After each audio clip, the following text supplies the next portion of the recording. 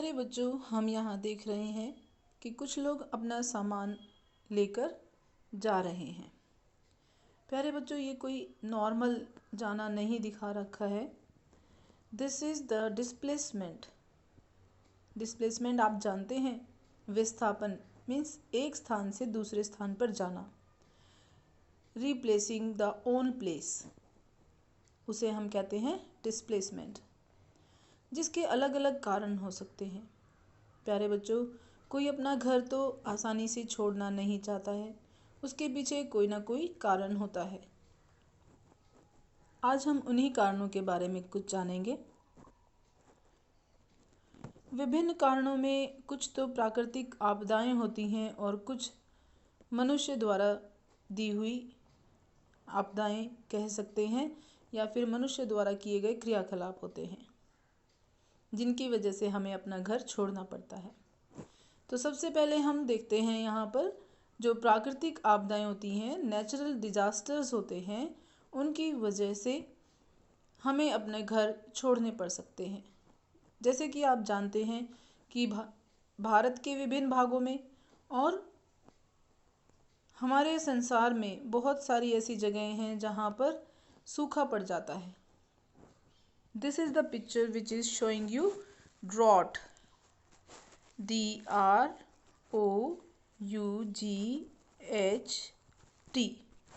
ठीक है, ड्रॉट, ये सूखा पड़ रहा है यहाँ पे। तो जब सूखा पड़ता है तो खाने को अन्न नहीं है, पीने को पानी नहीं है, तो ऐसे में लोगों को अपना जगह छोड़नी पड़ती है और वहाँ जाना पड़ता है जहाँ उन्हें ये सब चीज़ें, मूल आवश्यकताएं मिलती हों। हमारी मूल आवश्यकताएं हैं खाना और पीना, कपड़े पहनना, ये हमारी कुछ मूलभूत आवश्यकताएं हैं। इसी तरह से प्यारे बच्चों, यदि मान लीजिए कहीं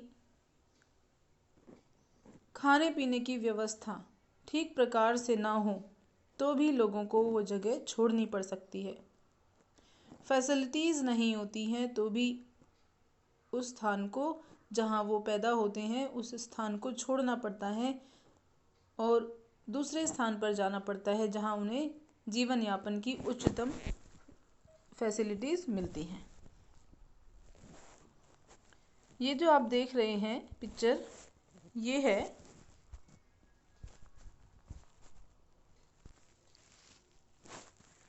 लैक ऑफ फैसिलिटीज़।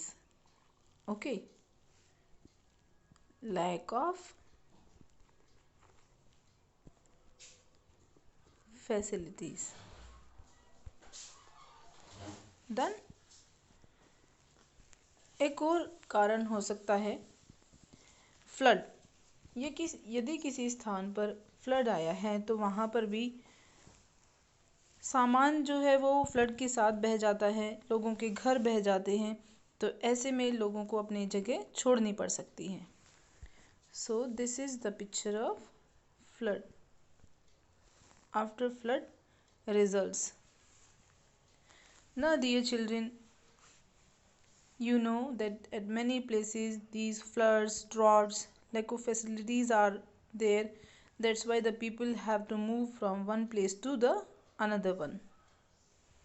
जब कहीं वॉर या फिर इंस्टेबिलिटी होती है तो भी लोगों को अपना जगह छोड़नी पड़ सकती है। डन। कुछ नॉर्मल रीजंस भी होते हैं एक जगह से दूसरी जगह जाने के लिए, जिन्हें हम जानते हैं। जैसे नॉर्मली हमारी लाइफ में सभी चीज़ें आती हैं, जैसे हमारी जॉब का ट्रांसफ़र। फाइन। यदि जॉब ट्रांसफ़र होती है तो हमें काफ़ी कुछ सोचना पड़ता है, क्योंकि हमें अब रीलोकेट होना है अपनी एक जगह से दूसरी जगह तक। तो ये ट्रांसफ़र्स जो हैं ये मैन मेड हैं। बाकी जो हमने पहले पढ़े वो सभी नेचुरल डिज़ास्टर्स हैं। अब हम कुछ ऐसे डिस्प्लेसमेंट्स की बात करेंगे जिनसे कि लोगों को बहुत ज़्यादा दिक्कतें उठानी पड़ती हैं, परेशानियां बहुत ज़्यादा होती हैं। They have to face a lot of problem due to displacement and that are the man caused displacements, you can say. Dear children, यहाँ आप पिक्चर से फील कर सकते हैं कि लोगों को किस तरह से अपने सामान, अपने बच्चों के साथ एक जगह से दूसरी जगह जाना पड़ता है। इनमें से एक बड़ा मुख्य कारण है, क्या आप बता सकते हैं ये क्या है? Yes, this is the dam formation. This is the dam. आप देख रहे हैं यहाँ पे, ये जो रिवर के पास का एरिया है, यहाँ पर लोग रहते हैं, बट यदि यहाँ पर हमें डैम बनाना पड़ेगा तो यहाँ से लोगों को यहाँ से और इसके पास से स्थान खाली करवाना पड़ेगा, और या फिर इससे भी कई किलोमीटर दूरी तक का भी स्थान खाली करवाना पड़ता है। तो ऐसे में जो लोग यहाँ रह रहे थे उन्हें अपने जगह छोड़नी पड़ती है और कहीं दूसरी जगह जाकर बसना पड़ता है। ये आप देख रहे हैं, ये this is the dam crossing. यहाँ से पूरा ये सब रिवर के बीचों बीच डैम जा रहा है, ये सब। तो यहाँ पर जो लोग रहते हैं उन सभी को यहाँ से हटना पड़ता है। जो लोग यहाँ खेती करके अपना खाना पीना, अपना जीवन यापन गुजारते हैं, उनको यहाँ से हटना पड़ता है। तो ये सबसे मुख्य आज के दिन ये रीज़न है कि डैम फॉर्मेशन यदि किसी रिवर पे होता है तो फिर लोगों को यहाँ से वहाँ मीन्स अपनी जगह को छोड़ के दूसरी जगह जाना पड़ता है। अब डैम फॉर्मेशन क्यों होता है ये सभी जानते हैं कि जो रिवर फ्लो है उसके कंट्रोल के लिए होता है, बट उसके कई सारे बैड रिजल्ट्स भी हैं, डिसएडवांटेजेस भी हैं। जहाँ इसकी एडवांटेजेस होती हैं दैट ये कंट्रोल करता है, एडवांटेजेस होती हैं कि it controls the flow of water. Dam control करता है फ्लो ऑफ वाटर को, ओके। बट इसका जो मिसयूज़ है, या फिर आप कहेंगे कि इसकी जो डिसएडवांटेज है, इसकी जो हानि है, वो क्या है कि ये लोगों का डिस्प्लेसमेंट कर देता है, और वो लोग जो कि अफोर्ड नहीं कर सकते हैं इतना पैसा कि वो कहीं और जाकर भी रह लें, तो उन्हें सिर्फ किसी छोटे काम या फिर किसी से मांगने के अलावा कोई चारा नहीं बचता। तो ये मैन मेड डिस्प्लेसमेंट है।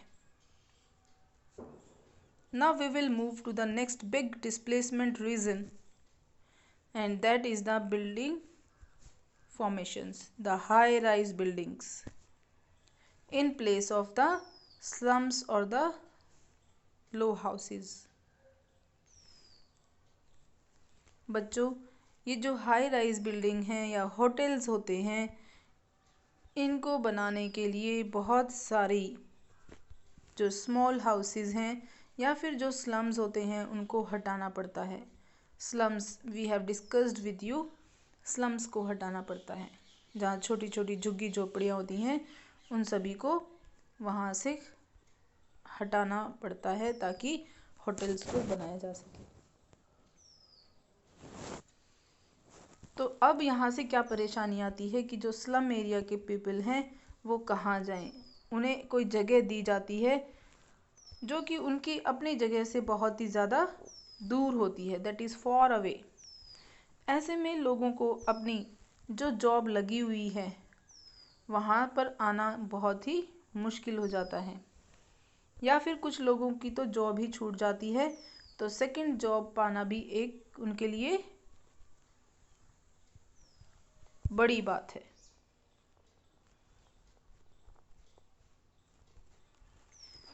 तो आज हमने यहाँ से सीखे हैं अलग अलग रीजंस जिसकी वजह से डिस्प्लेसमेंट होता है लोगों का, परंतु यहाँ पर दो बिग रीजंस हैं। One is the formation of high rise buildings और दूसरा है डैम फॉर्मेशन।